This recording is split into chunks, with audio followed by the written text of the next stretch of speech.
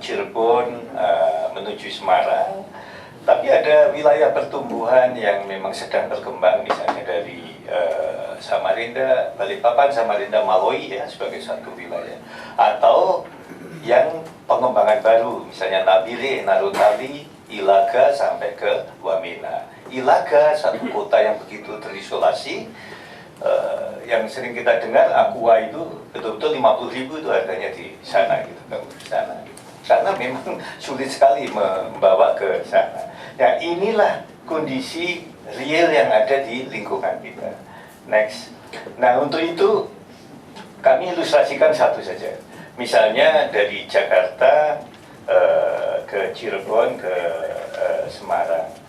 Tulang punggungnya Pak di situ, antar kotanya. Kota yang utama tentunya kota mulai dari Jabodetabek sebagai salah satu kota yang perannya sangat vital untuk kita. Dan juga tentunya ada Cirebon, ada Semarang, ada juga kota dari Serang gitu ya. Nah, dengan gambaran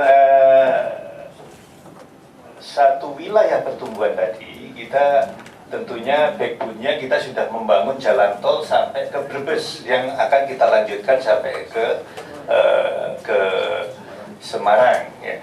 Kita lihat sekarang ini semua kawasan industri minta dibukakan jalan tol, mulai dari Cikampek menuju ke Palimanan. Seperti juga yang kita lakukan waktu kita buka jalan dari Jakarta Cikampek.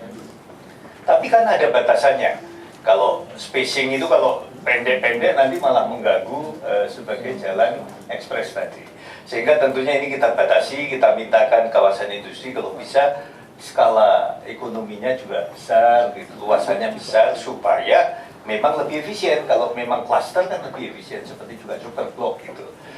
Artinya infrastrukturnya terkumpul, menjadi lebih murah, operasional juga lebih murah karena mengolah limbah tadi juga mahal kalau sendiri setiap kawasan industri. Seperti Cikarang itu 2.600 tenan lebih.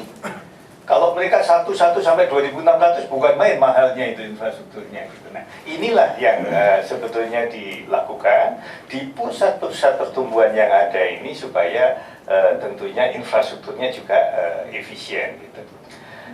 Next, untuk itu peran kota yang kami garis bawahi adalah peran kota sebagai eksternal dalam konteks regional tadi, bahwa kota perlu berkomunikasi, kota perlu sebagai pusat jasa distribusi untuk barang ya, dan jasa utama, dan hilirisasi sumber daya alam juga ya, seperti di kawasan-kawasan industri.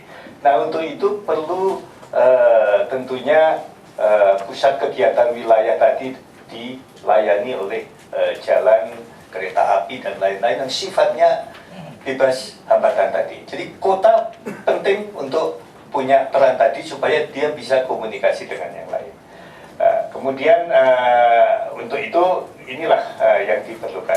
Kota dari sisi internal adalah sebagai pusat pemerintahan, pusat perdagangan dan jasa, tentunya perlu livable, smart, dan lain-lain.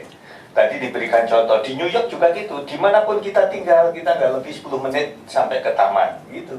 Ada satu kredo sendiri, dan juga, apa Pak itu, Pak Prof, itu Central Park ya, Central Park yang begitu besar itu masih bisa eksis di sana. Itu menunjukkan betapa kita juga di dalam melakukan planning tadi konsisten implementasinya. Di Vancouver yang salah satu the most livable cities in the world, kita potong pohon harus lapor, gitu. Padahal di rumah-rumah kita sendiri, gitu. Jadi logbooknya ada gitu untuk menghitung tadi. Nah, inilah yang tentunya dalam konteks internal urban tadi bagaimana kita melakukan seperti neraca sedemikian rupa sehingga livability-nya tadi betul-betul bisa dipenuhi, oksigennya cukup dan lain-lain lah yang tadi ditanamkan. Nah, ini dua fungsi utama kota inilah yang tentunya menjadi pertimbangan kenapa muncul seperti super blok yang ada tadi. Karena kalau kita tinggal sprawl terlalu jauh, kita ke Klik like, share, Dan jangan lupa subscribe.